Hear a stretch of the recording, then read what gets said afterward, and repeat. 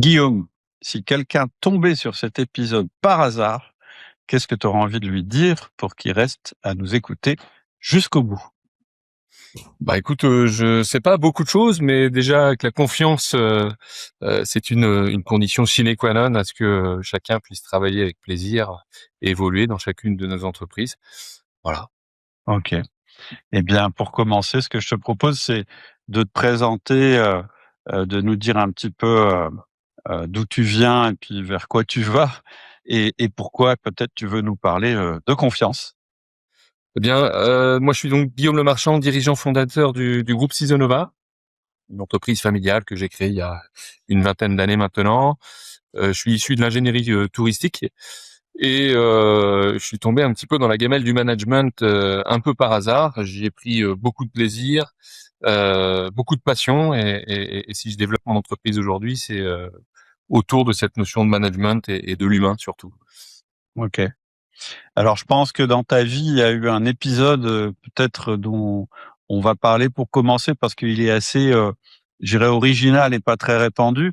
Et c'est peut-être aussi là-dessus, c'est peut-être cet épisode-là qui t'a encouragé justement à développer cette confiance dans ton management.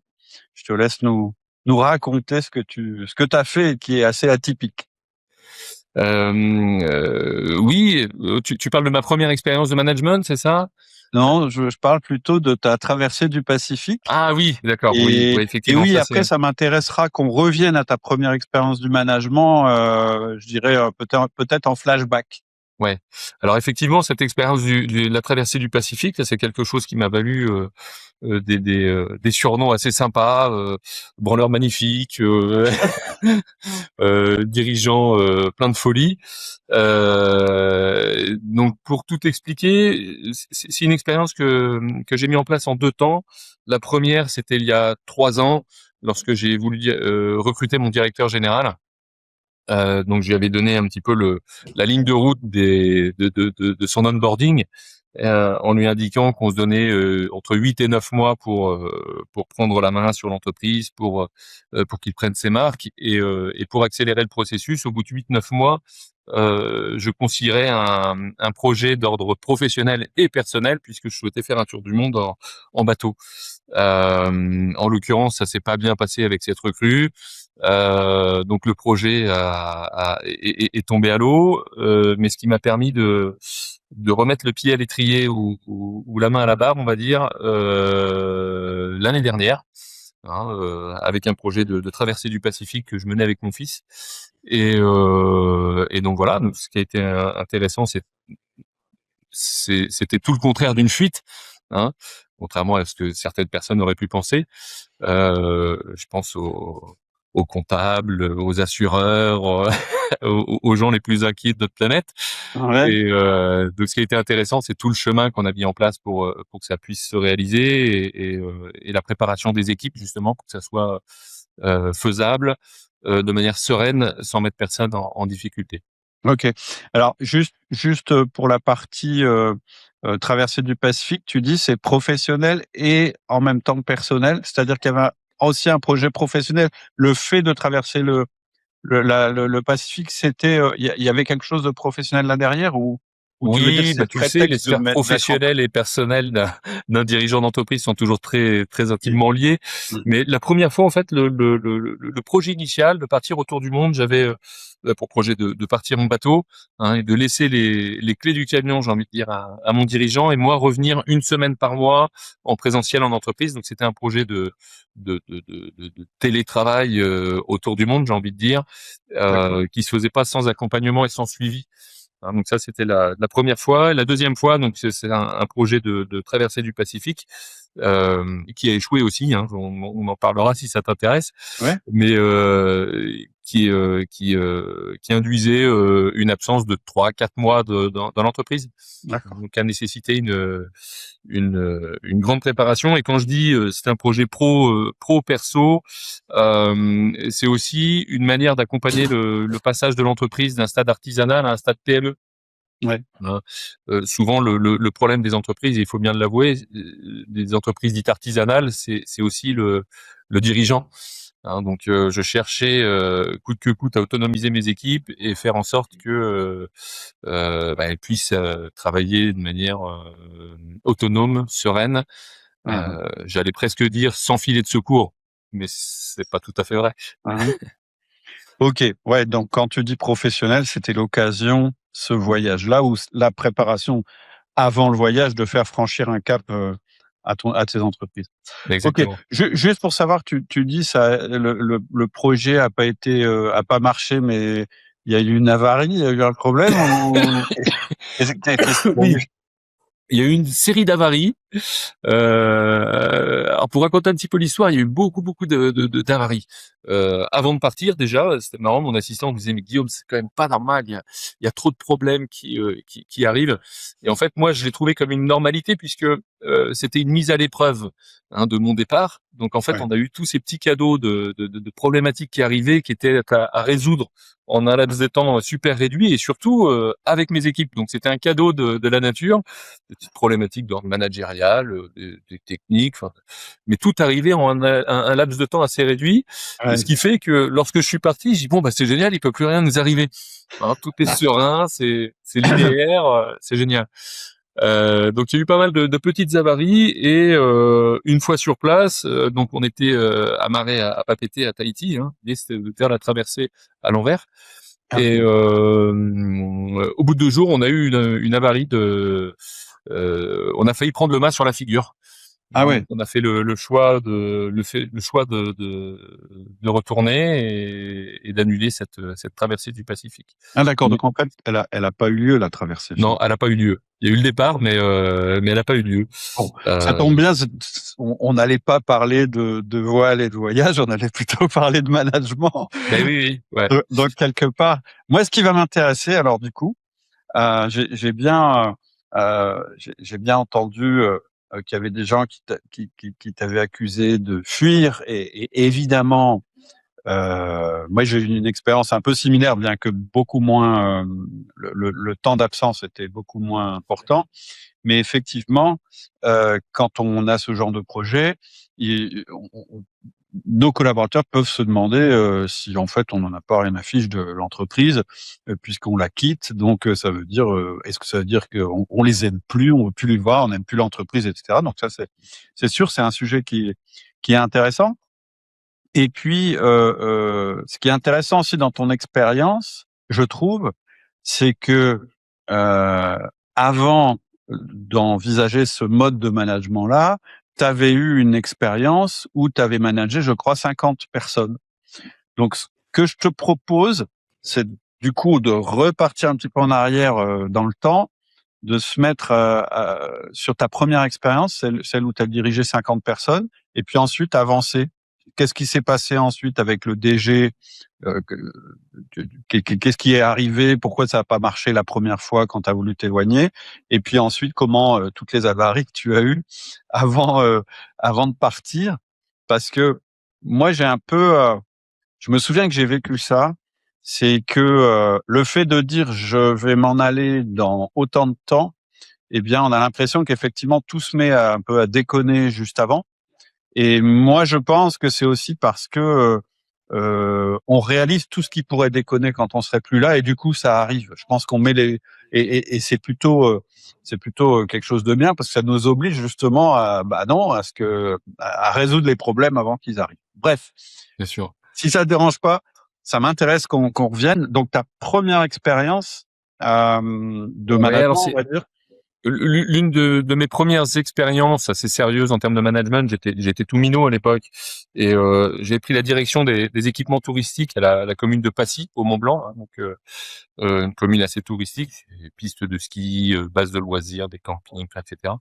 Et donc mon job c'était de coordonner tout ça. Donc effectivement, c'était une de mes premières expériences managériales que j'aime bien citer régulièrement quand on me demande comment j'en suis arrivé là et ma passion du management, elle repose uniquement sur le cadeau que m'a fait cette formidable équipe. Ok.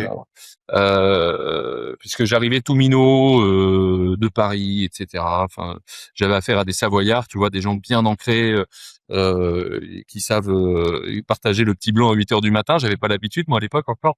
Et en fait, ils m'ont fait un formidable cadeau parce que ils m'ont laissé croire que j'étais bon manager, tout simplement.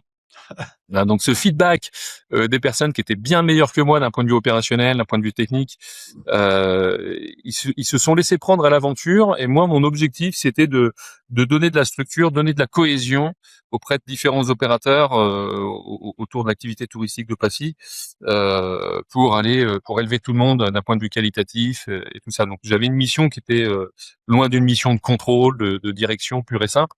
Et donc mon job, ça a été de révéler la culture de locale et Ok.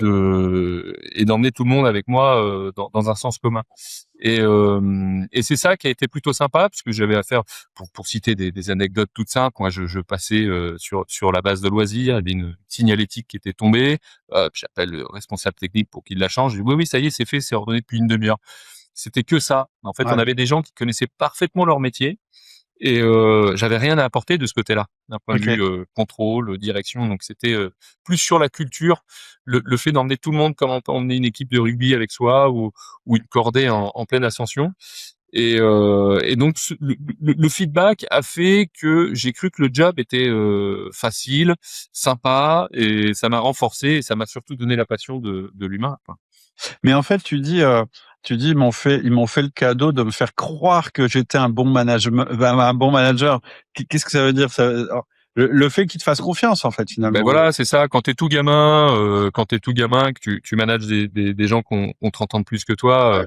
Ouais. je pense pas que tu sois vraiment très bon, sauf si tu crois à l'expérience en commun. Ouais. Ok. Parce que par la suite, j'ai pu constater que des jeunes managers, en fait, compensent souvent leur jeunesse dans le métier par des actions du micromanagement, par exemple. Oui. Hein, donc ça, c'est vraiment catastrophique. On est d'accord. Et quand je dis ce feedback positif, c'est la confiance qu'ils m'ont donnée, et puis ne pas être dans cette dimension de contrôle, mais plutôt de leader, hein, comme on peut emmener, comme je disais, une équipe de foot ou de rugby avec soi, quoi. Mais justement, est-ce que tu penses qu'ils t'auraient donné leur confiance si tu étais arrivé en voulant justement les micromanager? En fait, est-ce que c'est pas ton attitude à toi, peut-être alors, je sais pas quelle était ton attitude, ça m'intéresserait de le savoir. Est-ce que c'est pas toi qui as généré de la confiance, en fait, dans ta manière d'être?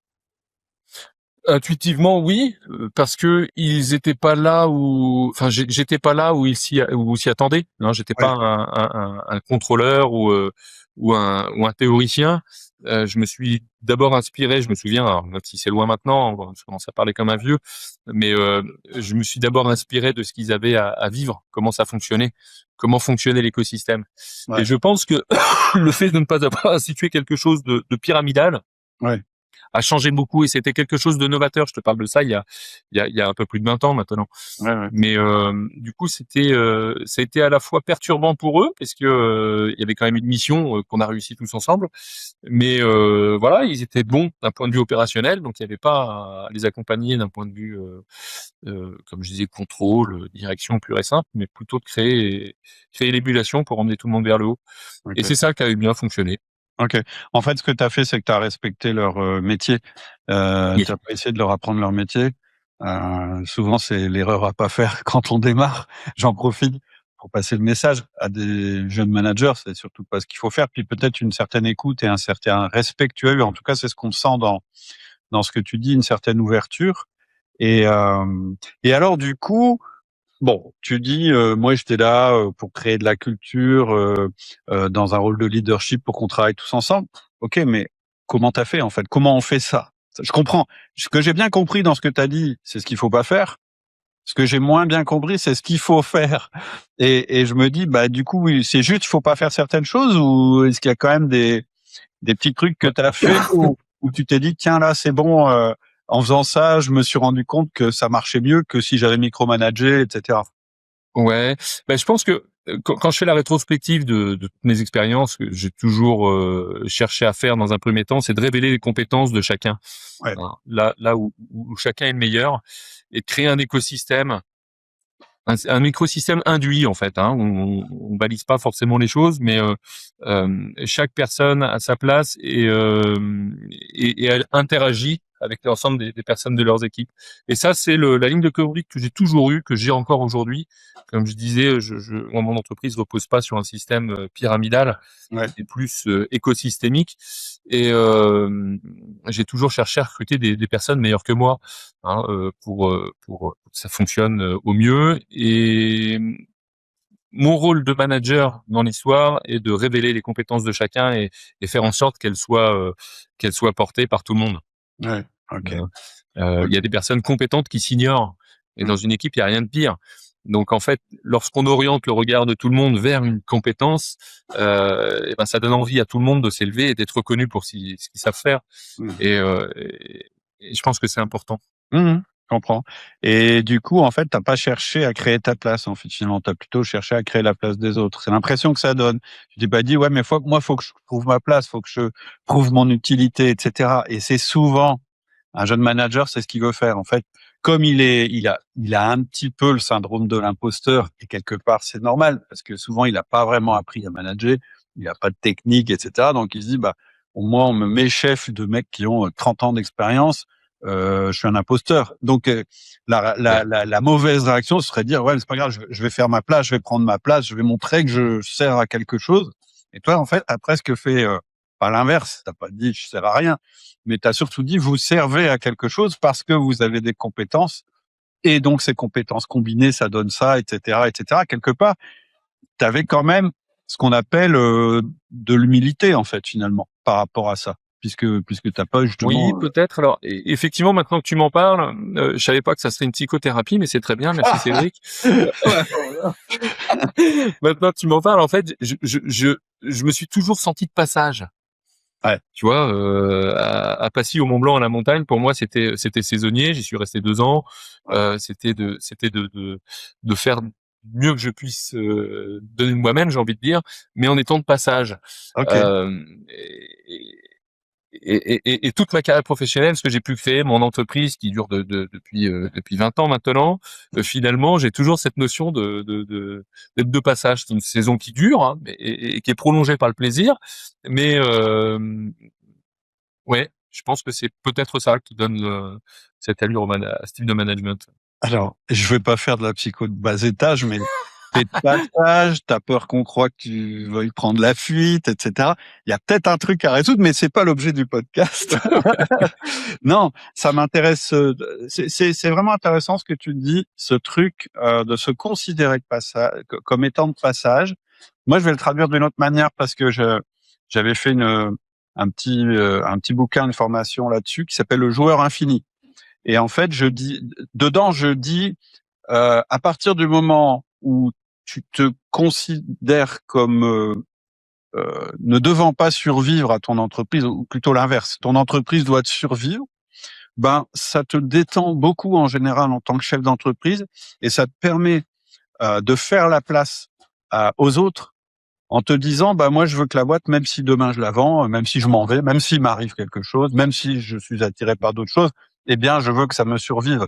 Et ce qui est Ouais, souvent l'ambition d'un créateur, mais d'un créateur en général, hein, je parle pas seulement d'un chef d'entreprise, et qui est l'opposé du mec qui s'accroche à son siège et qui veut absolument pas partir, parce qu'en fait il est complètement assimilé à son entreprise, et pour bien lui sûr. quitter l'entreprise quelque part c'est mourir. Et donc tu le dis, moi je me considère de passage, et en fait pour moi ça correspond à déterminer une vision infinie pour l'entreprise. C'est-à-dire une vision où on ira même peut-être quand tu seras plus là. Et d'ailleurs, cette vision évoluera, ce sera peut-être plus celle que tu as mise en place, mais celle que tu as mise en place, elle est destinée à durer, et à durer sans toi. Et donc ça t'oblige quelque part à être détaché et indépendant de l'entreprise dans laquelle tu es, ou tu as créé. Et ça, je pense que c'est à partir du moment où on réussit à faire cette démarche, eh bien, tout naturellement, on est plus humble, tout naturellement, on fait la place aux autres, et tout naturellement, on met en place des systèmes qui vont nous survivre. Moi, j'appelle ça des systèmes,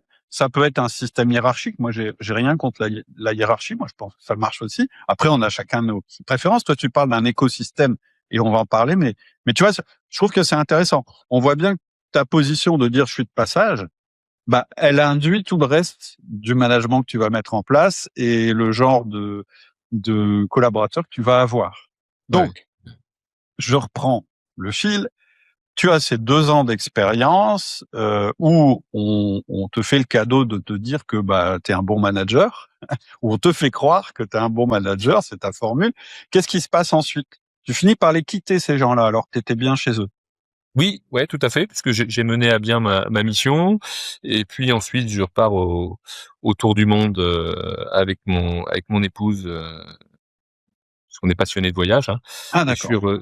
je suis revenu en Normandie, où on a pu, on a eu la chance de racheter une entreprise en dépôt de bilan, hein, un camping. Et puis ça c'était en 2006. Et ensuite on s'est dit c'est quelque chose de sympa. On a voulu créer quelque chose de différent, une alternative au camping de typologie club, où OK. justement la promesse client était basée sur l'humain, justement avec hein, prestation d'hébergement plutôt orientée nature et slow life. Et puis bah voilà, ça fait 20 ans qu'on continue ce petit bonhomme de chemin, que je développe l'entreprise au rythme des envies, j'ai envie de dire, puisque Ouais. on développe sereinement. Aujourd'hui, on a 22 sites un petit peu partout en France. OK. On développe en fonction de l'évolution aussi de nos collaborateurs qu'on emmène. C'est vraiment une aventure humaine, Seasonova aujourd'hui. On a des personnes qui peuvent intégrer l'entreprise par la petite porte en s'occupant du ménage, des mobilhomes, etc. Et puis euh, qui euh, et qui nous font part d'une envie d'évoluer. J'ai une personne comme ça hein, qui un jour, il y a 5 ans, a demandé à me voir passage sur un des sites en m'indiquant en m'expliquant son histoire. C'est Mmh. une personne qui était venue en tant que vacancière sur ce camping à Vesoul, et elle rêvait d'y travailler. Elle a réussi en y rentrant en tant qu'agent OK. d'entretien. Et puis justement, elle me fait son pitch en m'indiquant qu'elle rêvait aujourd'hui de le diriger, ce camping. Donc je l'ai prise au mot parce que ses yeux pétillaient en fait. Hein. Il y avait de l'envie, il y avait de la motivation, et il y avait surtout du rêve. Moi, je suis un grand rêveur. Ouais. J'aime avancer au rêve. Et donc je l'ai pris au mot. On a mis un système d'accompagnement Génial. pour la faire monter en compétence sur les fonctions de direction. Et puis elle nous a tenu cette boutique pendant 5 ans. Et puis là, elle m'a refait le même coup l'année dernière en visitant un nouveau site qu'on a repris dans le sud, en disant oh, OK. dis donc, je suis sous le charme de ce camping. Guillaume, vous connaissez la suite. Et je dis bah par contre, c'est vous qui allez vous débrouiller sur la partie recrutement, parce que c'est le Ouais. c'est le challenge. Mais voilà, c'est ce que j'aime dans l'entreprise en fait, c'est l'évolution, c'est les déclics qu'on a au quotidien, les gens qui nous font part de leurs rêves, et puis ben on part dans un rêve commun. Et voilà, j'aime ce qui n'est pas écrit, moi. Ouais. Et et alors attends, c'est intéressant parce que donc elle était cliente. Donc en fait, ta cliente, tu l'embauches parce elle veut travailler là et une fois qu'elle travaille là, elle se dit: «Bah, en fait, Oui. je dirigerais bien le truc complet». C'est-à-dire qu'elle a pris la direction du site sur lequel elle travaillait? Alors voilà, moi c'est pas moi qui l'ai recruté dans un premier temps, hein, il est rentré en tant qu'agent d'entretien.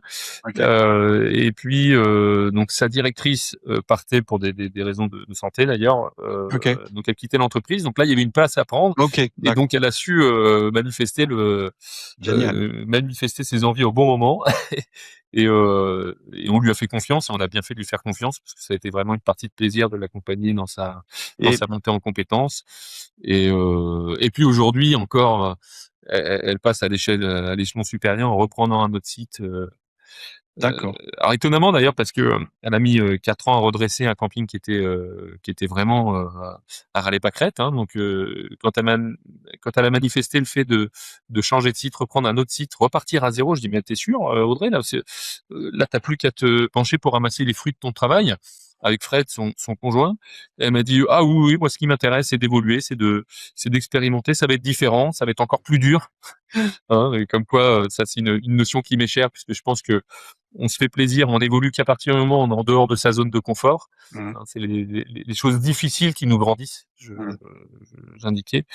Et donc voilà, donc Audrey est repartie sur une nouvelle aventure et c'est ça qui donne vraiment du goût à ce qu'on a mis en place chez Ciselova. Bah, en fait, on a l'impression que vous vous êtes aussi un peu rencontrés, au niveau de la philosophie, parce que tu dis: «Moi, je suis de passage», c'est un peu ce qu'elle te dit. Bah, quand tu dis: «Bah, là, tu es installé, c'est bon», bah, non, en fait, c'est pas ça qui l'intéresse, c'est pas de s'installer, c'est de développer. Donc, C'est ça, de vivre une nouvelle aventure, et ainsi de suite, en fait. Quelque c'est ça. part, Mais vous avez ça en commun, en tout cas.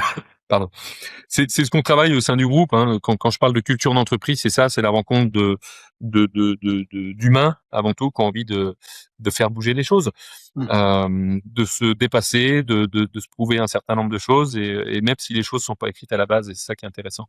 Et comme Et tu le dis, alors, effectivement, pardon, ouais, excuse-moi, vas-y, vas-y. je t'en prie, Cédric, pardon.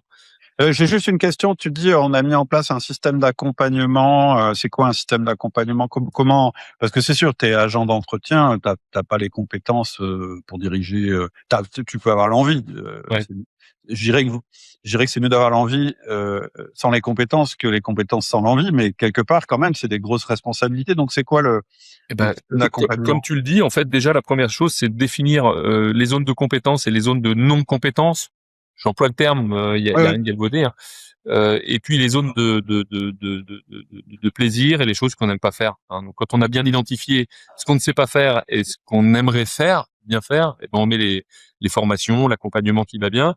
Et puis, s'il y a des zones de compétences qu'on n'aime pas faire, bon, bah, celle-ci, c'est pas la peine d'investir dessus, hein. On essaye de voir comment on peut compiler au niveau des équipes, toujours pareil, hein, dans la complémentation. Et puis, bah, le programme d'accompagnement, il s'est fait de manière un petit peu intuitive, hein. C'était déjà avoir euh, une personne un peu dans les prémices du parrainage. Je vais t'expliquer après ce qu'on a mis en place finalement Ouais. le parrainage. Mais voilà, donc on met des formations sur le leadership, on met des formations techniques, opérationnelles, etc. Et surtout la notion de coaching de plus en plus. Hein, moi je me suis occupé d'Audrey un certain temps sur des questions d'ordre managérial parce que ça je pense que c'est même si c'est passionnant, je pense que c'est la question la plus difficile et en termes de montée en compétence, c'est ce qui est parfois le plus long, hein, parce qu'il y a toujours des périodes de surprise. Et donc voilà, donc ça a bien fonctionné. Et puis, ouais, cette notion d'accompagnement là, de cette année, on le met particulièrement en place, le parrainage, hein, puisque ce qu'on a pu constater, la difficulté en fait, c'est la notion d'onboarding. Intégrer une entreprise comme la nôtre où les règles ne sont pas forcément formalisées, la culture étant beaucoup plus importante que le reste, eh bien il faut des points de repère. Et donc on a voulu figer tout ça avec des personnes référentes qui sont déjà managers depuis plusieurs années dans notre entreprise et qui accompagnent d'un point de vue. Alors non pas, on résout pas les problèmes à la place d'eux, hein, c'est tout sauf ça, mais un soutien affectif, échange d'expériences, et puis les points de repère de l'entreprise justement sur l'organigramme, sur tout ça quoi. Alors, juste, c'est combien de personnes aujourd'hui? Aujourd'hui, on avoisine les 200 collaborateurs en saison. On OK, est 60, enfin presque 70 collaborateurs à l'année. OK. Donc ça fait une petite équipe de 200 personnes Quand tu quand ça dis va son temps. collaborateurs, les gens sont salariés? Quand tu parles du noyau, hein, de collaborateurs, les gens sont salariés, ou c'est pas une franchise? Je veux dire, Alors c'est pas c'est une franchise, c'est un groupe d'accord. familial. Donc sur le principe, tout le monde est salarié, bien qu'il puisse. J'ai donné des participations à plusieurs de mes collaborateurs au bout d'un Mmh. certain temps, et c'est un peu l'objectif de l'entreprise. OK, Hein, et ce qui permet OK. pour chacun de valoriser leur implication, notamment en termes de développement. Alors, ça m'intéresse ce que tu as dit sur la culture et je vais y revenir. Tu as aussi parlé, tout à l'heure, avec cet exemple de la progression dans l'effort et plutôt que dans le confort, si j'ai bien compris, et ça, ça fait partie de votre culture, en fait, c'est ça? Oui, oui, tout à fait. Oui, je pense que les temps modernes nous font croire que le confort dans notre canapé, c'est le bonheur, mais moi je pense pas. Par expérience, je pense que plus on réussit des choses difficiles, plus on se grandit et plus on peut être fier. Et je le vois au quotidien avec nos équipes, puisque nous on a arrêté les formations théoriques. Un nouveau responsable, une nouvelle responsable de site qui vient, on perd pas de temps dans les 10 premières minutes. Elles ont le référentiel qualité dans les mains, l'ordinateur, et puis elles sont mises en configuration. Donc ça peut faire peur, hein, puisque c'est pas, c'est très peu conventionnel, notamment auprès des jeunes profils qui sortent de formation, tu vois. Donc en fait, on va mettre très vite en configuration, on va très vite mettre en situation de difficulté, voire d'échec, hein, d'erreur plutôt. Et ce qui importe, c'est l'accompagnement qu'on va mettre en place. Donc généralement, ce qu'on appelle le parcours manager, là, c'est un dispositif qu'on a mis en place, hein, qui intègre des formations, des périodes d'immersion, et ça commence par une période d'immersion pour les nouvelles recrues. Elles viennent au siège et on passe du temps, hein, où on valorise justement l'informel, parce que je pense qu'il faut avant tout apprendre à travailler avec les personnes qu'avec les process. Non. Il faut déjà bien connaître les personnes pour travailler sereinement, avec humanité. Les process, bon, on les apprend après. Mais donc cette période d'immersion, justement, elle permet d'être mis en configuration sur des choses qu'on connaît pas, hein. Je parle de logiciels, je parle de process comptables, etc. Et en fait, en appliquant, enfin, en se mettant dessus et en ayant les personnes à disposition, en présentiel, hein, parce que la vidéo ne remplace pas tous ces moments informels, et ben c'est beaucoup plus percutant. Et en fait, on a des personnes qui déjà au bout de 15 jours peuvent rejoindre leur exploitation en étant sereines. Voilà. Elles savent sur quel bouton appuyer pour aller chercher les informations. Elles savent qui appeler donc ça c'est on le voit si on a eu des échecs dans l'entreprise, c'est des personnes qui ne sont pas forcément passées par ce dispositif et qui n'avaient pas intégré l'écosystème que je parlais tout à l'heure. Ouais. Donc, alors ça m'intéresse parce que déjà ce que tu dis, le fait qu'on est plus heureux quand on est dans l'effort que quand on est dans le confort et qu'on la société moderne nous faire croire que pour être heureux, il faut surtout avoir aucun risque dans sa vie, aucun effort, etc. C'est une prise de position claire. Après, tout le monde n'adhère pas à ça. C'est-à-dire que tu sélectionnes les gens. Comment vous faites pour sélectionner les gens? Ben, effectivement, tu déjà l'as dit, à la base, parce que c'est un trait de caractère qui va au-delà des valeurs, et effectivement, c'est quelque chose d'indispensable chez nous. ouais. Nous, on va pas chercher la linéarité. Voilà, dès que ça commence à être un petit peu stable, on va rechercher le déséquilibre. C'est intuitif, hein, malheureusement. Voilà, on est comme ça. Et en fait, les personnes qui se plaisent chez nous, c'est des personnes qui ont envie de faire évoluer les choses, qui ont envie de participer aussi à l'évolution des process, de partager la vision d'avenir et de co-construire. Mais effectivement, progresser pour atteindre la linéarité, en fait, c'est quelque chose qui fonctionne pas bien chez nous. Mais du coup, je le découvre au quotidien. Hein. Ouais, quand tu les vois en entretien, tu vas essayer de détecter dans leur parcours professionnel peut-être ce qu'elles ont privilégié ou leur environnement familial ou des choses comme ça. La façon de vivre. Ouais. La façon de vivre. Si on a des personnes qui sont dans la découverte, le voyage, tu sais, c'est quelque chose qui nécessite d'être en dehors de sa zone de confort.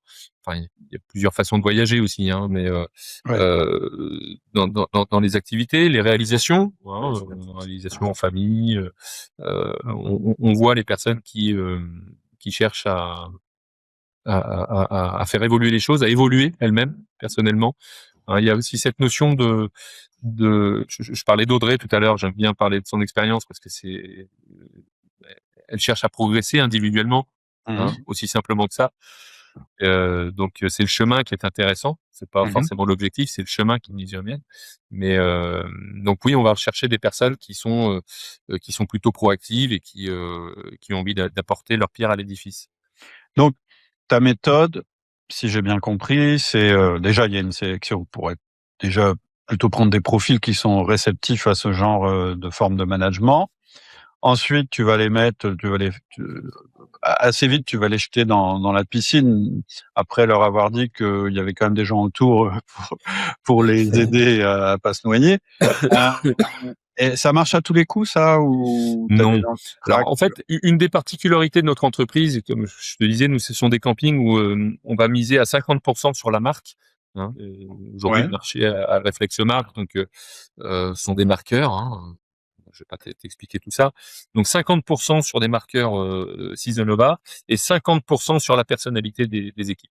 d'accord, Parce que on estime que nos clients viennent aussi pour les équipes et pour ce qu'ils ont à partager. Alors, donc d'accord, c'est important de recruter des personnes qui ont des passions à partager, qui sont là j'ai un très bel exemple d'un couple que je viens de recruter là, qui voyage beaucoup. Hein. Ils sont van lifers, ils habitent dans un camping-car, ils partent à l'autre bout du monde.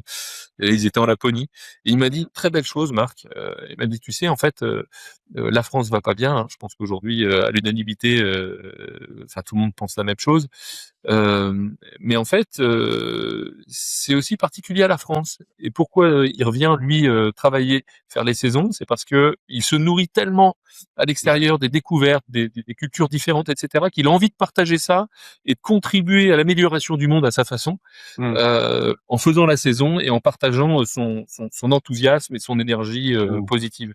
c'est pas mal. C'est tout sauf ésotérique, hein, ce que je te dis. Mmh. Non, non, non, puis il Et va te recharger ailleurs parce que ouais, tu quelquefois vois. quelquefois, on Et en n'est pas fait, c'est nous ça. dans le Donc bon nous, écosystème. notre entreprise est déjà nécessite des personnes un peu engagées, qui ont envie de partager, tu vois,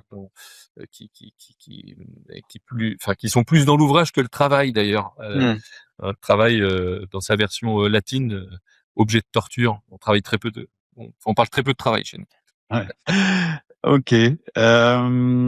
OK. Donc, voilà, une grosse caractéristique de votre culture, c'est effectivement, de pousser, vers l'inconfort, pour faire, progresser les gens.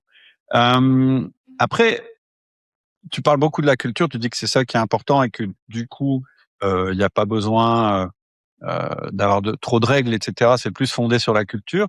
Tu m'as quand même dit que tu avais un manuel qualité, tu il y a quand même, je pense, d'après ce que j'ai compris, il y a quand même une structure, je dirais, qui pose des limites et qui quand même, heu, tient l'ensemble. C'est l'impression que j'ai quand même quand je t'écoute. Ouais, tout à fait. Bah, on a tout un certain nombre d'outils. Le référentiel qualité, en fait, c'est un outil qui se greffe aux attentes du marché. Il y a une labellisation, etc. Ouais, Tu vois, OK. l'éco-labellisation, ça en fait partie. Ouais, Donc, le référentiel, c'est un guideline ouais, qui va permettre encore une fois l'autonomisation de chacun. ouais, C'est avant tout un outil d'auto-formation. oui. C'est un outil de management ensuite pour les équipes pour piloter les actions correctives, etc. Donc on a un certain nombre d'outils comme ça en termes d'onboarding aussi sur les process de l'entreprise. Moi là, je suis en train de rédiger le livre de la culture Seasonova où j'y indique mes principes perso, puisque je pense que il est important enfin, c'est aussi dans ma façon de faire, de pratiquer la plus grande transparence. Donc, Mmh. j'estime qu'un collaborateur doit parfaitement connaître le dirigeant de l'entreprise avant même l'entreprise.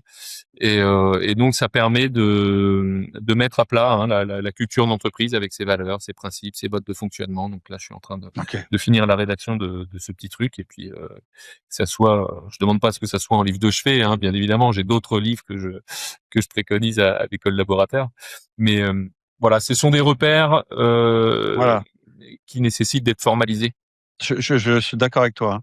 La culture, moi, c'est comme ça que je la définis, peut-être tu as déjà entendu ça sur le podcast, c'est la somme des comportements et donc Ouais, c'est pas forcément, ce qu'on annonce, ce qu'on écrit, ce qu'on dit, c'est surtout ce qu'on fait et donc je crois beaucoup, tu as parlé de feedback tout à l'heure et cetera et tu as parlé aussi de coaching et de parrainage. Je pense que avant tout, ce sont tes coachs et tes parrains qui doivent être imprégnés de la culture. Si la culture, c'est la somme des comportements, il faut qu'un coach ou un parrain, quand il voit un comportement qui est pas dans ce que vous avez déterminé comme culture, faut quand même qu'il agisse. C'est-à-dire bien que sûr. c'est pas la liberté absolue, c'est pas le chaos, c'est pas tout le monde fait ce qu'il veut et c'est n'importe quoi. En général, une culture forte, elle induit certains comportements qu'on n'accepte pas et d'autres qu'on encourage quand même, je Bien pense. sûr. Ah bah oui, ouais, c'est la D'ailleurs, somme c'est des beaucoup plus comportements. solide que des règles, hein, ce que je suis en train de dire. Une règle, c'est pas ça. C'est pas un comportement, une règle. C'est une manière de faire avec petit 1, petit 2, petit 3. Quand on est sur le comportement, on est plus sur l'esprit selon lequel on fait les choses, qui Ouais. se manifeste par des comportements. Ouais, tout à fait. Mais comme tu le dis, effectivement, la culture, c'est ce qui nous rassemble. Et tu sais, un management à la culture est beaucoup plus tranchant qu'un management au process, hein, finalement. C'est beaucoup plus difficile pour quelqu'un entrant dans ce type d'entreprise de, de, de trouver ses repères. Hein. S'il n'est pas fait pour ça et s'il les partage pas intuitivement dès le départ, C'est c'est beaucoup clair. plus difficile. Mmh. Et en fait, moi, j'ai eu à me séparer de certaines personnes, notamment un directeur général que j'avais recruté, hein, la fameuse expérience. Ah oui. C'est pas moi qui ai fait le job, hein. C'est l'organisation qui a été épidermique, avec un système de rejet. Alors avec ses avantages et ses inconvénients, mais une culture, elle est avant tout partagée. Ouais. Et Et tout le monde y est soumis, y compris la hiérarchie. D'autant ouais, plus la hiérarchie. C'est-à-dire que tu peux pas exiger des comportements de tes collaborateurs si toi tu n'es pas conforme au comportement que tu exiges. bien sûr. Ça. Et c'est marrant ton histoire du DG. Alors peut-être tu as pas envie de trop rentrer dans le détail sur ce qu'il a fait et qui n'a pas été accepté. Moi j'ai eu la même expérience dans une de mes entreprises, c'est-à-dire que effectivement j'ai un directeur dont j'ai dû me séparer et en fait je m'en suis séparé parce que c'était plus possible, puisque en fait il s'est fait éjecter par le système, en fait. Ah oui, Et une fois que le lien managérial est rompu, c'est fini. La personne, bah bien sûr. elle peut Ouais, plus, c'est ça.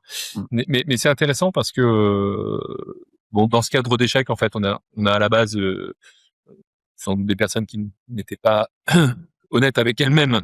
Donc mécaniquement, elles pouvaient pas l'être avec nous-mêmes et l'entreprise. Donc Mmh. ils se sont aussi plantés d'entreprise. C'est dommage parce que c'est une perte de temps pour tout le monde. Mmh. Ça a même été un traumatisme moi pour mes équipes. Hein. Mmh mh. Et ce qui fait que ce traumatisme et cet échec a développé autre chose. Justement, ça a continué à faire monter l'écosystème en puissance. Ouais, OK. Aujourd'hui, j'ai pas de directeur général, ça fonctionne très bien. Donc, pour des questions de confort personnel et puis pour me recentrer sur le développement d'entreprise, je vais très très prochainement chercher un DG, mais aujourd'hui ça fonctionne. Et, et en fait, ce qui prend du temps chez moi sur le recrutement du DG, c'est que je suis intimement convaincu que le DG est déjà dans notre boîte. Ouais, c'est ce que j'allais dire. Il est naissant, je sais pas qui, hein, Ouais. mais c'est une personne qui devra évoluer, qui aura l'envie d'évoluer au En sein fait, du. aujourd'hui, c'est toi qui joues ce rôle de DG, finalement. Ouais, ouais, ouais. Ouais. Et donc l'enjeu, c'est ça, c'est de trouver quelqu'un qui jouera le rôle de la même manière, puisque sinon il sera rejeté par les équipes. Voilà, tout à fait. Et effectivement, Alors, je dirais probablement pas de que la même manière, mieux, ouais, mais dans le même esprit, ouais. ouais. Et et alors justement, j'ai un peu j'ai des questions là-dessus. Donc, on a parlé, il y a quand même un référentiel, de qualité quand même avec des process et cetera, mais au service, c'est ce que j'ai compris de la culture, puisque tu as dit: «Oui, mais c'est des outils qu'ils peuvent utiliser et cetera», et pour moi, je te rejoins, c'est le seul rôle des process. Les Ouais. process doivent être au service des gens et pas l'inverse. Eh ben oui, Et comme process, emmerde les gens, ben, il faut que les gens aient le pouvoir de changer le process. c'est ça. C'est ça je dirais le deal. Hem, donc il y a ce référentiel qualité comme outil. Il y a, ce que tu appelais le parcours du manager avec l'immersion, l'information en présentiel, même si c'est de manière informelle, on fait faire des choses, à la personne qui va intégrer, heu pendant son onboarding où elle va se retrouver en difficulté, elle sera obligée de demander l'aide des autres. Du coup, ça met en place une habitude d'entraide et ça fait partie probablement de vos valeurs et donc de votre culture. Tu as parlé du parrainage et du coaching, c'est certainement la même chose. C'est un système de pair où quand on a un problème, je suis en échec ou j'ai tel problème, comment on fait? Il faut qu'on sache qui appeler, et cetera. Est-ce que maintenant je vais venir donc ça c'est un petit peu le système que tu as mis en place Ouais. pour onboarder et pour t'assurer que tout tourne et cetera, sans que tu aies besoin d'intervenir toutes les 30 secondes. Toi, c'est quoi ton job aujourd'hui, en fait? Et quand je dis ton job, je sais ce que tu vas me dire. tu vas me dire, bah, c'est de prolonger la culture, on est d'accord. Mais ton job au quotidien, c'est-à-dire, tu me dis, je visite des sites, tu les visites combien de fois par an? Est-ce que tu fais des 1-1 régulièrement? Est-ce que tu fais de la visio? Est-ce que tu fais du présentiel? Tu vois, ça Ouais. m'intéresse de savoir comment Guillaume, aujourd'hui, il fait vivre son écosystème en termes managérial, puisque tu as le rôle de DG. Et du coup, ça aidera peut-être aussi à clarifier ce que tu vas attendre du futur DG. Ouais. Bah, mon job aujourd'hui, c'est d'aller chercher la vision d'avenir, déjà. Ouais.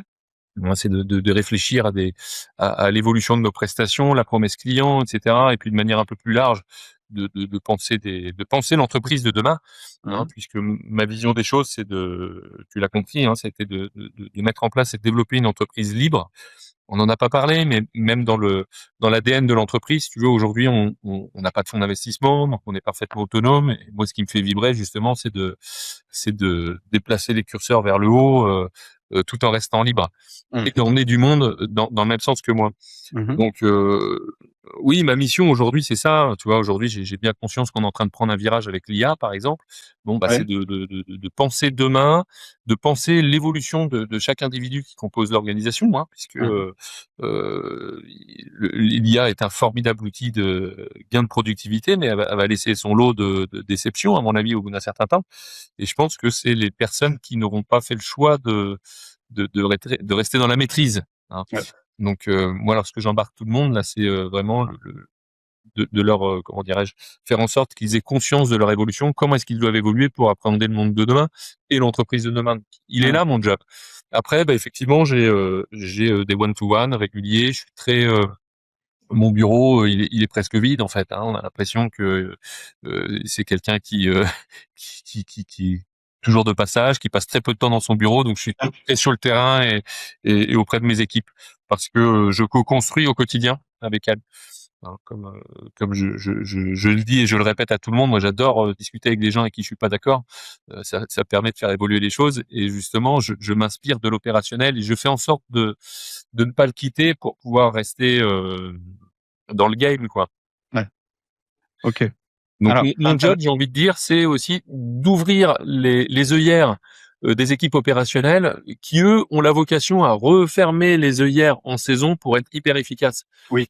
Donc en basse saison, c'est à moi de leur faire la démarche d'ouvrir les œillères pour pouvoir Ouais. faire évoluer tout le monde. Ça, c'est très intéressant et c'est marrant parce que ça me fait penser à une personne que j'avais interviewée. Son nom me revient pas, mais il a formé des gendarmes qui interviennent sur des lieux de manif avec une notion de danger et de forte réactivité et contrairement à ce qu'on pourrait croire, de forte autonomie sur le terrain. Et il Ouais. expliquait que il y avait vraiment 2 temps de management. Il y avait vraiment le temps du management où on fait du management participatif, on s'écoute, et cetera. Mais là, on n'est pas sur le terrain parce que quand on est sur le terrain, on fait plus du participatif. Ouais. Là, c'est on enquille et donc ça, j'ai vu ça tu vois, dans la gendarmerie, j'ai vu ça chez les militaires, j'ai vu ça en restauration aussi.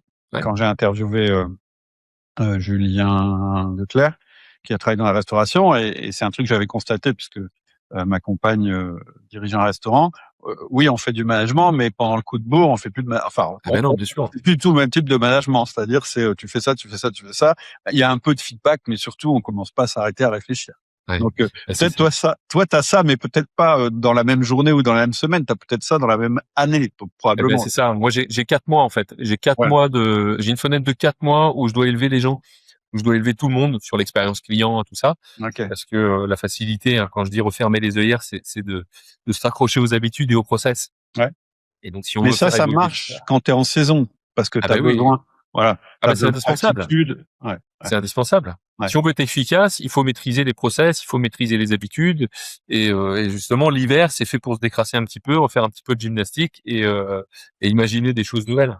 Donc tu vois, il y a quand même des process. C'est ça que je voulais quand même entendre ça parce que tu sais, sinon on peut croire, comme c'est la partie vraiment originale et intéressante de ton écosystème, la culture, et je dirais que les gens puissent personnaliser. On pourrait croire qu'il n'y a pas de process, mais en Ouais. réalité il y a des process. Mais ces process, ils sont co-construits et ils servent au bonheur aussi Bien des sûr. salariés. Et tu sais, tu l'as dit Justement, tout à l'heure, en fait. ouais, Moi, je pense que le process a son sens à partir du moment où il est là pour servir l'opérationnel. exactement. Dans des organisations, moi, je le vois, hein, ce qui me fait vibrer, c'est de construire quelque chose de différent des gros groupes avec qui je joue des coudes là. Mais dans les très grosses organisations, dans deux très grosses organisations, en fait, les process ne servent que les fonctions support, puisqu'elles-mêmes ont des reporting à effectuer pour leurs financiers, etc. Ouais. Nous, en fait, c'est un peu inversé et je tiens Ah, à cultiver ça. Les process sont là pour améliorer l'opérationnel et alléger l'opérationnel mmh, pour que mes équipes soient au cœur de l'expérience client, justement. Donc, mmh, tu vois, d'un point de vue administratif, on automatise au maximum. on est d'accord. Il y a toute une palette de process, bien évidemment. Alors, je suis d'accord. Il y a aussi un truc qui se passe dans beaucoup d'entreprises. Pour moi, il y a une inversion. C'est qu'on accorde énormément d'importance au process, au système logistique, commercial, etc., etc. Puis il y en a un qu'on néglige, qu'on oublie complètement, c'est le système humain, Ouais. c'est-à-dire le management. Et en fait, on oublie que c'est le système master et que tous les autres systèmes doivent être au service de celui-là, puisque une entreprise, ce sont des humains qui travaillent ensemble. Tout à Et en fait. fait, souvent, tu te rends compte que le management, c'est le truc auquel on pense en dernier. La plupart des boîtes et même des grosses boîtes, tu leur dis, mais c'est quoi votre système de management? Bah, on a un service RH. Ouais, mais c'est quoi votre système de management? Comment ça se passe? Etc., etc. Souvent, il y a un onboarding, mais après, comment ça se passe? Comment on communique avec les gens? Ouais. Comment on les fait justement construire des systèmes, etc. En général, il y a rien. Ouais. En Alors que général, moi, je pense l'inverse. Je pense que tout est management. Tu je vois, suis d'accord avec toi. je demande aussi du management, du reporting. Tous Ouais. les mois, j'ai mon reporting commercial, RH, etc. Mais en fait, alors c'est quelque chose qui est fait manuellement. C'est surtout pas automatisé parce que ça permet aux responsables de site de mettre le doigt sur des indicateurs qui vont leur permettre de réfléchir, la réflexion. Donc même la notion de reporting doit être du management, je Ouais. pense. Je suis d'accord. Je dirais que le reporting doit être au service du management, c'est-à-dire que et je dirais que les indicateurs doivent être incitatifs. C'est-à-dire que, si tu mesures ça, tu as presque pas besoin de dire aux gens que ça, c'est important puisque tu le mesures. Si tu mesures tout, tu es en train de leur dire déjà, tu leur mets un reporting super chiant et qui va leur prendre trop de C'est temps, ça. puis tu leur dis: En fait, rien n'est important finalement. Ce qui est important, c'est le reporting». Non, Mm. si tu as un reporting avec 3 critères, bah, c'est que 3 critères et c'est les critères majeurs sur lesquels on doit être bon. Le reste, ça Ouais, c'est suivra. ça. Mmh. Voilà, j'ai ma Alors directrice commerciale qui m'a fait qui me fait son reporting tous les mois.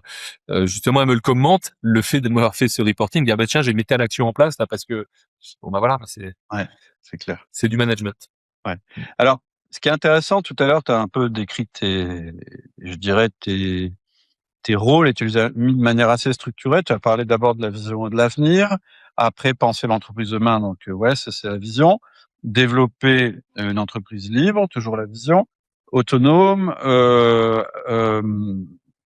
emmener du monde avec soi, évolution de chaque individu, surtout avec l'IA, etc. Les 1 à 1 que tu fais, le terrain, etc. Parce que ta vision, elle se nourrit du terrain et vice versa. Quand tu vas mettre en place un DG, Ouais. qui va faire la vision? Est-ce que tu veux encore que ce soit toi ou est-ce que c'est le DG qui va créer la vision?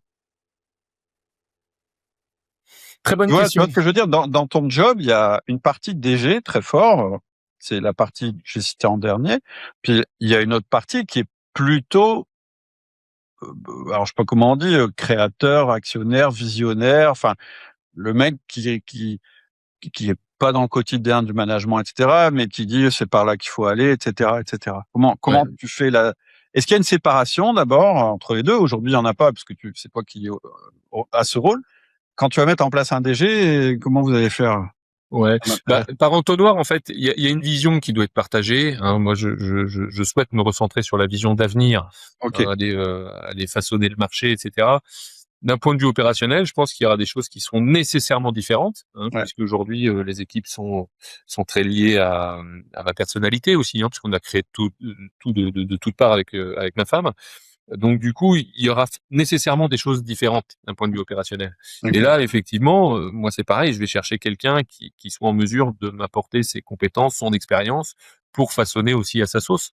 ouais, Hein, il ne s'agit pas de dupliquer ce que moi j'ai fait, puisqu'à un moment donné, ça va avoir ses limites, mmh, et je vais investir et miser sur quelqu'un qui va apporter de la plus-value à l'entreprise. OK. Hein, Donc visionnaire et réalisateur.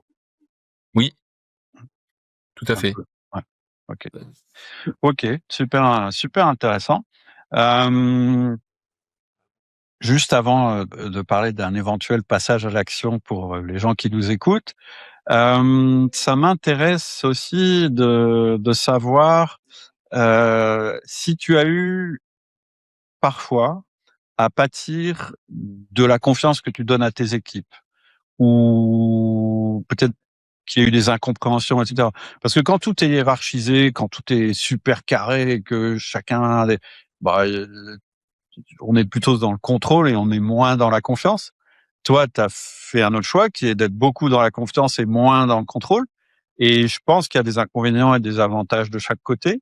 Est-ce que tu as déjà eu des petits soucis à cause du fait que tu fasses confiance? Parce que c'est une question qu'on peut se poser en nous écoutant. Ouais, alors Il y a beaucoup de gens qui vont se dire non, parce ouais, que mais ça c'est possible parce que c'est dans un autre métier, ou parce que en ce moment ça marche bien dans ce qu'ils ont construit, mais en vrai si jamais il y a un retournement ça va mal se. Tu vois tous ces freins qu'on peut avoir. Moi ouais. je dis oui, la confiance elle comporte certains risques, mais est-ce que Alors j'ai avec le peut-être une recul mauvaise tu te vision dis de la ouais, ça de m'a déjà confiance. joué des tours? Pour moi, la confiance, elle est indispensable dans notre entreprise, l'honnêteté, enfin, on manipule D'accord. les flux financiers, etc. D'un point de vue managérial aussi, moi, je vais faire confiance à mes managers en leur confiant une mission où je sais qu'elle va être conforme à ce que moi je suis et ce que j'espère, hein, des échanges entre humains. Mais euh, comment dirais-je, une erreur n'est pas liée à un manque de confiance ou à un excès de confiance, je pense. Justement, Ok. la confiance, c'est admettre que dans le déroulement de la mission, il peut y avoir un échec ou une erreur. Et la question est de savoir qu'est-ce qu'on fait dans ce cas-là. Et Hum, qu'est-ce que ça apporte à l'organisation et à l'individu. hum. Moi, je crois beaucoup en l'échec. Hein. Je considère que c'est comme un gamin. Hein. S'il n'a pas de trois petites cicatrices, c'est un gamin qui n'a pas grandi, quoi. Il faut, faut prendre des risques. Donc la confiance ne m'a jamais porté préjudice, ou elle a jamais Ok. porté préjudice à l'entreprise, parce que quelqu'un qui se trompe, c'est pas un excès ou un manque de confiance, c'est justement ça doit être pesé. Ah, Euh, c'est l'erreur. Par Après, contre, c'est les personnes qui comprennent pas cette notion de confiance. Moi, j'ai eu c'est ça. des personnes intégrer l'entreprise et confondre sympathie, gentillesse et faiblesse. Ouais. C'est un autre sujet, mais effectivement, dans une entreprise comme la nôtre, quand je te dis la culture est beaucoup plus tranchante et parfois beaucoup plus brutale que les process, c'est des personnes qui ne le comprennent pas, prennent une porte dans le nez et disent qu'est-ce qui se passe, je comprends pas. Tu vois ce que je veux dire? Ah ouais, je vois ce que tu Mais veux. on peut pas être dans l'éducation, dans l'histoire des gens non plus. Ouais. C'est pour ça que le recrutement, la marque employeur, moi je communique de plus en plus à la demande de mes équipes sur qui on est, Mmh. parce qu'on cherche à attirer des personnes qui ont une histoire à raconter avec nous, un moment à passer, puisque C'est ce que permet d'avoir une culture forte, c'est formidable. Ça veut dire que tu as même plus presque à faire du recrutement, c'est les gens qui viennent à toi. c'est vrai, Ouais, ouais, ouais, c'est quand tu c'est vrai. réussis à je dirais à formaliser ta culture en disant: «Bah, en fait, voilà comment ça se passe chez nous», et cetera. Ça devient ta marque, en fait, ta culture. Ouais, Et quand ça correspond, tu as beaucoup moins de gens qui viennent aux entretiens alors qu'ils sont complètement, décalés, ou qui rentrent et qui sont déçus, qui sont obligés de ressortir. C'est très, très, très puissant comme levier, ouais. hein, c'est clair. Ah, on a un trafic beaucoup plus qualifié, comme Ouais. on parle en marketing. Non, c'est sûr. Et je pense que ça passe par la transparence, ça passe par la sincérité. Nous, on communique sur nos défauts, justement. On communique sur le fait que c'est beaucoup plus difficile d'intégrer une entreprise comme la nôtre où le cadre est beaucoup moins rigide. Mmh. Comme je dis, il y a certaines chaînes de restauration où il n'y a pas besoin de savoir faire des frites pour satisfaire le client parce que les choses sont tellement cadrées que c'est facile en fait. Nous, c'est tout l'inverse. Ouais. On va demander aux gens de s'impliquer, de donner, de partager. Donc en fait, notre job d'onboarding, c'est de les rendre le plus sereins possible sur leurs exploitations. C'est Donc ça, intéressant ce que tu disais tout à l'heure sur l'IA, parce que c'est justement ce genre de proposition où l'IA ne pourra pas remplacer l'expérience des gens. La seule chose que l'IA n'a pas et que ne pourra jamais avoir, c'est justement notre expérience et notre histoire. c'est Donc, ça. si tu t'appuies sur l'expérience et l'histoire de tes collaborateurs pour construire ton entreprise, ils vont se faire aider par l'IA parce que je pense que c'est un outil formidable, Bien mais sûr. jamais elle remplacera leur expérience, leur vécu, les choses qu'ils ont à raconter, etc., etc. C'est clair. Mais ça, c'est maintenant que ça se décide. C'est Oui. le mindset, en fait. C'est la confiance que vont avoir les individus pour aller chercher à s'élever. Moi, je pense que l'IA va embarquer 99% de l'humanité. Hein. Je veux pas être alarmiste, mais il en demeure pas moins qu'il n'y a rien d'écrit. On a Mmh. tous le choix aujourd'hui de chercher à progresser, à s'élever et se servir de l'IA pour la comptabilité, par exemple. Moi, ça a été quelque chose qui a été difficile à bouger dans l'entreprise. Et à un moment donné, j'ai dit, bon, allez, on arrête, on change tout, parce que j'ai des personnes qui sont très travailleuses, mais qui sont tombées dans le laborieux, tu vois, Ouais, ouais. où les problèmes se répètent d'une année sur l'autre, on se retrouve avec des choses répétitives, Ouais. bref, germinal, hein, sauf que les On gens fait maintenant plus sont de la propres même pour leur chose. langage. Les problèmes reviennent régulièrement et on se rend compte que ça pose plus de problème parce qu'on sait les gérer, ces problèmes. Mais on Mmh. demeure pas moins que ça reste un problème. Mmh. Donc j'ai dit non, il faut qu'on automatise tout. Moi, pour moi aujourd'hui, c'est quelque chose qui doit revenir à la machine. Et pour ce faire, en fait, il faut pas avoir peur du changement. Je parlerai d'un livre tout à l'heure là que tu m'as demandé de citer.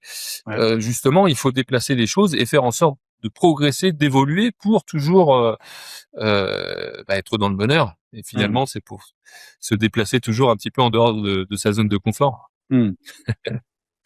Alors, moi, je pense qu'on a quand même un superbe échantillon, de la culture de ton entreprise, de ton aventure et cetera. Ce que je te propose de faire maintenant, c'est, heu, tes conseils pour quelqu'un qui est manager ou qui est chef d'entreprise, qui entend le podcast et puis qui a envie de faire le 1er pas en disant, «Ouais, ouais, moi je veux aller vers plus d'autonomie de mes équipes». Qu'est-ce que tu lui conseillerais comme 1er truc pour commencer dès demain? Quelque chose de simple, partir. Parce que partir, c'est l'objet. Faut se donner l'objectif de Et pour partir. je suis de passage, porté à Et, son et c'est le chemin qui est intéressant. C'est le chemin qui mène, parce qu'il faut pas mettre ses équipes en difficulté. Hein, justement, moi, toute la préparation, ça a été 6 mois de préparation hein, ouais. pour partir autour du Pacifique. Donc autant dire que je suis rentré plus tôt. D'ailleurs, je suis allé faire un tour en Nouvelle-Zélande avec mon fils parce que je dis on peut pas rentrer aussitôt, ça va frustrer les équipes. Tout ça pour ça. Mais l'objectif assumer de dire je pars, ça va embarquer tout le monde vers le haut. Parce que Ouais. c'est le chemin, c'est tout ce qu'on va mettre en place, c'est tous les. Moi, je m'étais dit, je ne partirai pas à partir du moment où j'aurai pas 100% des équipes qui m'auront validé le départ. Et je m'en Mmh. suis assuré. Hein. J'ai Ouais. fait le tour partout. Et quand je parle des équipes, c'est les managers, c'est les techniciens, les jardiniers, etc. Je dis, bon alors, t'as entendu, tu vas suivre. Parce que j'ai mis du contenu aussi. Ma stratégie, ça a été d'embarquer tout le monde dans l'aventure en postant sur LinkedIn certaines choses et en faisant le lien managérial. Mmh. Ma mission, c'était d'ouvrir les yeux à mes managers, à mes équipes sur ce que je faisais. Et c'était une aventure eux, ils étaient dans la saison, hein, moi au-dessus du Pacifique, mais finalement c'était la même chose. Il y avait un comparatif à faire. Et j'ai voulu emmener mes équipes pour les emmener dans cette dynamique-là. Et avant de partir, je me suis assuré que d'avoir le feedback positif de tout le monde. Jusqu'au dernier moment, j'ai eu quelques remarques quand même. Hein. Ouais. Oui, moi je préfère être sur le bateau que sur ton bateau que là quoi. Mmh. Et donc j'ai creusé et je suis parti en m'assurant que en ayant le smile de la personne en face de moi. Mais tout à l'heure, tu disais que ça avait généré des problèmes ou enfin, tu as dit: «Il y a eu plein d'avaries, avant que je parte». Ouais, Mais est-ce que tu crois pas que justement c'est ça qui a généré, la mise à jour des problèmes finalement? bien évidemment, bien Voilà. évidemment. C'est c'est il y a rien d'ésotérique hein, je pense que ça c'est des problèmes qui ont été créés de manière intuitive. En tout cas, ils nous ont tous servi ces problèmes. Hein, Ouais. c'est des problèmes de managériaux, des problèmes opérationnels, comme je disais tout à l'heure, mais ça nous a permis d'expérimenter. Ça a permis aux équipes d'expérimenter surtout. Donc ton conseil, c'est de partir et Ouais. je vais Partir et montrer, faire justement communiquer cette confiance qu'on a aux équipes en leur disant bon tiens c'est vous qui avez les clés du camion en cas de souci bien évidemment je suis joignable tu vois il faut on est des humains hein, on n'est pas des machines mmh. mais ça serait le premier conseil que je donnerais. Tu sais, en termes de recrutement aussi, c'est ce que je sonde dans un premier temps. Ouais. La faculté, le pouvoir de délégation de mes managers. Ouais. Tu vois, nous, en fait, on fait un métier où les responsables sont souvent sur site, donc ils ont du mal à prendre leurs jours off, etc. J'ai mis des premières questions, comment vous faites pour prendre vos jours off? Ouais. Quand il y a des couples, comment vous arrivez à concilier votre vie de famille avec l'exploitation, etc. Il y en a beaucoup, ils disent, ah non, mais moi je sais pas déléguer, moi c'est 6 mois, je suis à fond 7 jours sur 7. Je dis, bah oui, mais il va falloir trouver le moyen parce que légalement parlant, je suis obligé de mettre le holà. Je suis, Et justement, souvent, j'identifie comme un chemin sympa ensemble. Voilà, il y en a plusieurs là que j'ai identifié. Il va falloir qu'on travaille ensemble à grands coups de coaching, d'échange d'expérience pour faire en sorte que même durant la saison, ils aient leur temps pour eux, pour aller vivre leur vie, quoi.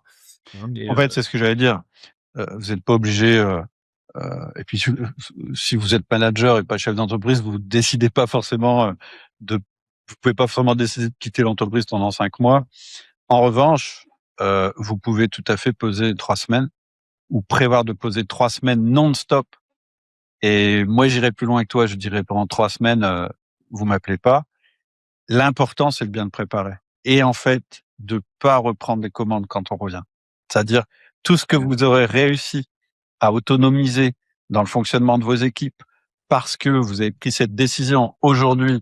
On est le 7 février au moment où on enregistre, mais le podcast paraîtra probablement en mars. Mais si en mars, vous prenez la décision que vous sanctuarisez 3-4 semaines pendant la période d'été ou vraiment une période où, en général, vous prenez vos vacances, ou au contraire, quand ce sont quand ce sont pas vos collaborateurs qui sont en vacances, vous avez tout le temps pour préparer le truc, en Ouais. mettant en place des rituels et en disant, bah, qu'est-ce qui se passerait si, et qu'est-ce qui se passerait si, etc., etc. Et on peut commencer en faisant ça pendant une semaine, quand on est vraiment un addict et qu'on est obligé d'appeler le boulot tous les jours quand on est en vacances, puis passer à 2 semaines, puis passer à 3 semaines. C'est le meilleur moyen pour Bien sûr. autonomiser vos collaborateurs, leur déléguer davantage et rendre leur job plus intéressant parce qu'ils vont être responsables. Ils vont pas être obligés de vous appeler à chaque fois que voilà, il faut jeter du PQ et petit à petit ça va les faire monter en compétences et ils vous remercieront un jour. Donc Bien on n'est sûr, pas bien obligé de sûr. le faire à l'échelle Guillaume qui s'en va, qui fait la traversée, Ouais. etc., etc. Et alors, Et vous allez aller mieux aussi en ah faisant bah, ça. bien évidemment, ça élève tout le monde. Moi, je pense qu'il faut, faire le nécessaire pour que tout le monde s'élève tout le temps, tout le temps, tout le temps. Tu vois, j'ai une anecdote un peu plus malheureuse. Enfin, malheureuse. On a une personne qui était chez nous dans une de nos équipes là au poste de réceptionniste polyvalent. Tu vois, une personne qui était vraiment brillante et qui venait vraiment travailler avec plaisir. Et fin d'année dernière, je demande à leur manager, je dis mais Ambre là, elle est toujours pas CDIsée, qu'est-ce qui se passe? Oh non, ça lui va bien, elle fait les saisons, elle revient d'une année sur l'autre. Je dis bon, tu vois, j'y apporte pas plus d'attention. Je dis bon bah ça fonctionne comme ça. Mais en fait, ils étaient sur un schéma linéaire. Ouais. Et là, j'ai appris il y a 3 semaines que la personne en question bah, ne refaisait pas la saison avec nous. Elle était partie sur autre chose. J'ai appelé les managers, j'ai dit bah qu'est-ce qui se passe? Je crois que ça fonctionnait, etc. Ah bah ouais, on a été hyper surpris, tu vois, elle est partie ailleurs. Parce qu'en fait, les choses elles sont intuitives et puis aujourd'hui il y a de la spontanéité dans notre société. Hein. Mmh. Une opportunité, hop. Et en fait, je pense qu'il faut anticiper tout ça. Mmh. Et comme je disais, le second conseil que je donnerais avant celui de partir, c'est aussi de se mettre nos propres garde-fous. Hein. Moi, je sais que c'est quand je regarde une organisation, c'est de savoir comment elle évolue. Est-ce Ouais. qu'elle évolue? Tu vois, s'il y a trop de linéarité, je Ouais. me dis à un moment donné, qu'est-ce qui se passe dans la tête de chacun? Est-ce que tout le monde est vraiment bien ou est-ce que tout le monde est confortable? Mmh. Est-ce que vous êtes bien ou est-ce que vous êtes confortable? Ouais, ouais, ouais. Il Ouais, faut du confort. On est en 2026 quand même, mais non, en fait, ce que tu dis, c'est qu'il faut toujours une notion de dynamique. C'est-à-dire que ouais, vraiment le job du manager et du chef d'entreprise, moi je le dis souvent à mes équipes, c'est le coup d'après. C'est pas ah ça y est, on est stabilisé. Ok, mais d'accord. Et c'est quoi le coup d'après? Qu'est-ce que vous anticipez? Qu'est-ce qu'il faut déjà mettre en œuvre? Parce que si vous faites pas ça, vous allez perdre des gens. Il y a des gens, ils vont se lasser, ils vont trouver des opportunités qui sont plus intéressantes. Et puis la boîte. Et j'avais entendu un truc qui était pas mal. C'est est-ce que votre boîte, alors c'était quoi le truc? Est-ce que votre boîte est vivante ou est-ce qu'elle est juste pas morte? Tu vois, c'est la différence entre bah notre système il est stable, il fonctionne, machin. C'est pas ça la vie. Hein. La vie non, c'est en plus on regarde l'avenir et on sait qu'on va vers quelque chose, etc., etc. J'avais trouvé Bien ça sûr. pas mal. Et l'autre truc, je trouve, par exemple, dans l'exemple que tu soulignes avec cette fille qu'on n'a pas forcément bien suivie, etc., c'est le 1 à 1 quand même. En Ouais. général, quand tu parles à chacun des personnes dont tu as la responsabilité toutes les semaines, pendant maximum une demi-heure, ça peut être 10 minutes, tu sens quelqu'un qui tout d'un coup est moins Mmh. focus ou tu sens que et là en général c'est maintenant qu'il faut lui dire bon alors c'est chez nous qu'est-ce qu'on va lui proposer mais t'es déjà un peu en retard quand tu fais ça mais ça Ouais. permet je dirais de limiter les dégâts. Ouais, puis nous, il y a la saisonnalité, si tu veux, on a des profils Ouais. il y a une interruption de contrat de travail pour certains Oui. de 2-3 mois, tu vois, donc ça amplifie le risque. Ouais, vous Donc perdez 2 tiers de l'effectif régulièrement quoi. alors c'est un subtil alliage entre proposer du confort. Aujourd'hui, les jeunes, il leur faut un CDI, hein, faut dire ce qui est. S'ils ont envie de se projeter. Donc c'est un subtil alliage entre la notion de confort, hein, qui va leur permettre de se projeter plus Sécurité. facilement, et puis d'évolution. Qu'est-ce que réserve l'avenir? Enfin, se projeter, toujours se mettre en. Tu l'as dit, c'est une question de dynamique. Ouais. Oui, il faut toujours être dans une dynamique, sinon C'est une règle un naturelle, hein, tu système sais. en plus, on le sait, hein, un système n'est jamais à l'équilibre. Non. Et si jamais, par malheur, il se retrouve à l'équilibre parce qu'on réussit avec des règles et des choses à ce que absolument rien ne change, l'environnement change toujours et donc le système devient fragile, hein. C'est le principe d'antifragilité de Ouais. Nassim Taleb. Donc oui, un système, il est dans un environnement qui est en permanence soumis au chaos, etc., etc. Donc il ne peut pas être il ne doit pas être à l'équilibre. Dès que tu es à l'équilibre, c'est vrai que ça a l'air solide de l'extérieur parce que tout est carré, etc. Mais en fait, petit à petit, ça se fragilise puisque ça n'évolue plus, ça ne s'adapte plus. Et quand on n'évolue plus et qu'on s'adapte Ça plus, un jour, s'ankylose et ouais, tout à fait. c'est-à-dire il y a un gros choc et là, tout explose. Ouais. Ok. Tout à l'heure, tu m'as dit, je pense que tu vas me demander quel livre j'aime bien, c'est ça? Oui. Eh ben Alors, voilà, vas-y, c'est le moment. là, j'ai offert un livre à l'ensemble de ma managers qui s'appelle Qui a piqué mon fromage de Ah oui. Spencer Johnson. Hein, tu connais? Moi, je l'ai pas lu, mais ma compagne l'a lu et ça a été déterminant, je dirais, dans sa vie. C'est Ah un... oui, ouais, faut faire attention, ça peut même agir en amour. Hein. Ouais, ouais, mais c'était avant de me rencontrer, donc. Ah d'accord, bah tu vois. Et depuis, elle l'a lu et pourtant, il y a une certaine, pour le coup, une certaine Ouais, stabilité à l'intérieur de. c'est très bien. En fait, c'est un petit ouvrage, ça se lit en 2 heures et demie, hein, entre la gare Saint-Lazare et la gare de Lyon, on va dire. Et sur la notion de changement. Donc il y a 4 petits personnages. Je vais pas raconter l'histoire. Il faut vraiment le lire.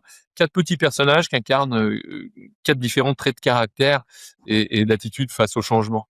Hein, donc il y a 2 allégories. C'est le fromage comme l'allégorie du bonheur. Et puis la vie. Enfin le comment ça s'appelle. J'ai un trou de mémoire. On cherche son chemin là dans des.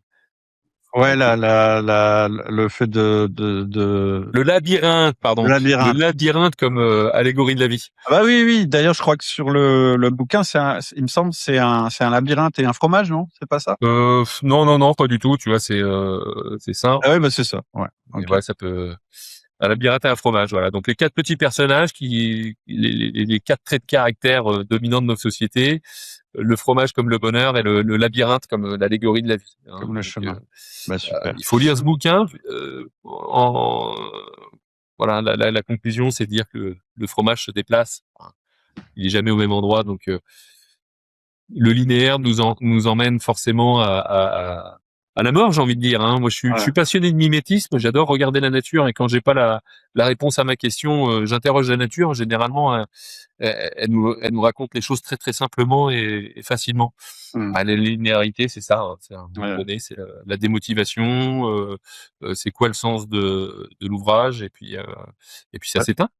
Tu sais, il y a une courbe que je cite souvent, mais je l'ai piqué à Ray Dalio et lui-même l'a piqué à ce qu'il a observé dans la nature et dans les phénomènes en général, où il dit la progression, on la voit tous comme une ligne droite vers le haut, en fait.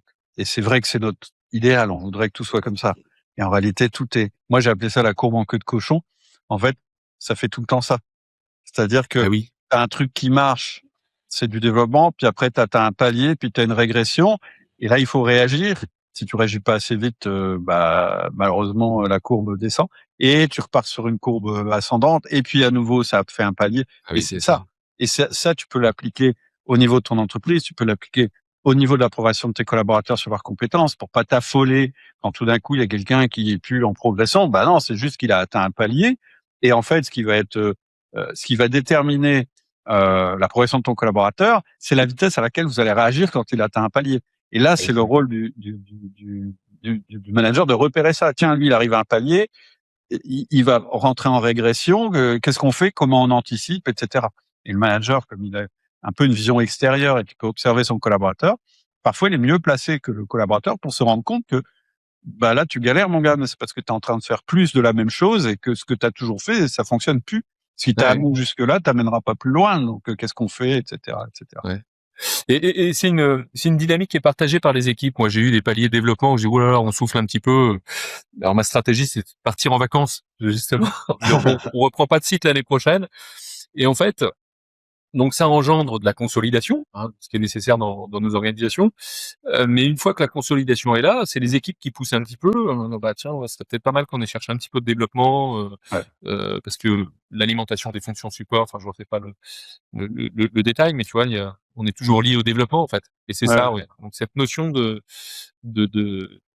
courbe en queue de cochon, ouais, ça me parle, Et puis je effectivement. pense qu'il faut les deux dans une boîte. Tu dois avoir des forces de développement et tu dois avoir aussi des forces de rétention, Ouais. parce que sinon tu apprends jamais et tu capitalises pas sur ce que tu as appris. Donc faut vraiment arrêter. Enfin, voilà. Ouais, ouais. Écoute, est-ce que tu voudrais faire passer un dernier message aux gens qui nous écoutent avant qu'on se sépare? Ah bah plein de messages, mais je pense que là c'est pas mal. Sinon je te dis, bah, il nous falloir 3 jours. Donc non, il faut oser découdre les codes, j'ai envie de dire, parce que on obtient le meilleur de chacun de nos collaborateurs à partir du moment où on les met en puissance. Ouais, Et pour ce faire, ben il faut pas. C'est comme avec nos enfants, hein, tu sais, à un moment donné, il faut les pousser vers la vie à l'extérieur. C'est un peu le rôle du papa, ça. ouais, Et il faut oser déléguer, mettre nos équipes en puissance, et ça passe par des choses souvent brutales, puisque quand je conseille à chaque chef d'entreprise de partir et de l'assumer parfaitement, ça permet de mettre tout le monde, d'embarquer tout le monde vers le haut. Si les choses sont partagées, bien évidemment, hein, sinon bien sûr. Ouais. ça peut être que destructif si c'est de la fuite en avant, quoi. Non, non, c'est clair. En fait, c'est justement pas une fuite. C'est Ouais. pas un abandon. Au contraire, c'est une Non, non, au contraire. proposition. Et de revenir, c'est génial, hein. C'est vrai que c'est génial parce que là, on voit nos collaborateurs prendre des responsabilités. Alors, il faut mettre les garde-fous aussi, Ouais, hein. Comme tu disais tout à l'heure en disant, eh ben, c'est génial, il faut que ça continue. On passe à la vitesse supérieure ou à l'étage du dessus parce que tout ce qui a été capitalisé, il faut pas qu'on revienne à zéro. ouais, ouais, tout à fait. Oui, Euh, oui, oui, oui. Ça, c'est important Vrai parce que qu'il ça faut peut le dire. vite revenir. Il y a un grand plaisir à partir et il y a un grand plaisir à revenir parce Bien qu'on se sûr. rend compte que, Ouais, bah, tiens, super ce qu'ils ont fait. Moi, ça avait été mon expérience, hein. ouais, c'est ça. Je leur ai même dit, bah, faut que je parte plus souvent, le chiffre, le développement. Ouais, tu sais, moi, je travaille sur des appels d'offres. Je suis même allé, je mets pas de limite à la délégation puisque, alors c'était lors d'un autre voyage, j'étais au Brésil, au fin fond du Brésil, il faisait 45 degrés. La visioconférence, c'était pas bon, et j'ai envoyé une de mes équipes en appel d'offres, au truc qui pose la question à tout le monde. C'est pas délégable, ça, c'est le dirigeant, c'est toi. Comment tu Eh ben ils ont été foutus de me gagner cet appel d'offres. C'était génial. Donc le feedback naturel de l'opération, il a été, mais alors, Mmh. c'était mon assistante et Lola qui est au marketing, qui se sont improvisés à défendre l'entreprise, et puis bon, j'étais en visio mais très loin, et ça fonctionne, et ça ne met pas en péril justement le dirigeant, Mmh. puisque moi je suis allé euh, après coup sur site, appel d'offres gagné par mes équipes. Et là, j'étais dans une mission de représentation, de partage de la vision d'avenir, alors que l'opérationnel était parfaitement pris en charge par mes équipes. Mmh. Tu vois? Non, un grand plaisir, quand tu mets ça en place, ça devient d'écouter tes équipes te raconter, leurs aventures et les succès qu'elles ont remportés plutôt que toi leur raconter ce que tu as remporté comme succès quand ça s'inverse et que ce sont eux qui te Ouais. tu gagné en Il y a fait. un transfert positif qui se fait, Ouais, ouais, qui est génial. tu gagné. OK. Bah, écoute Voilà. Guillaume, Ça m'a fait beaucoup plaisir. Je suis sûr que cet épisode va susciter des vocations. En tout cas, c'est ce que j'espère. N'hésitez pas à réagir sur le podcast et à nous faire des messages qu'on transmettra évidemment à Guillaume, même si vous avez des questions, pourquoi pas. Il suffit d'écrire à cédric@outildumanager.com ou à deli@outildumanager.com. Guillaume, merci encore pour ton partage. Eh ben, merci Cédric, c'était super. Et puis, longue vie à Outils du Manager. Non, Merci. j'apprécie beaucoup tes podcasts et il y a une belle énergie qui sort de tout ça et Eh ben, tu vois, plaisir de partager. clairement, tu viens d'y contribuer, donc tout est parfait. Ciao. À bientôt.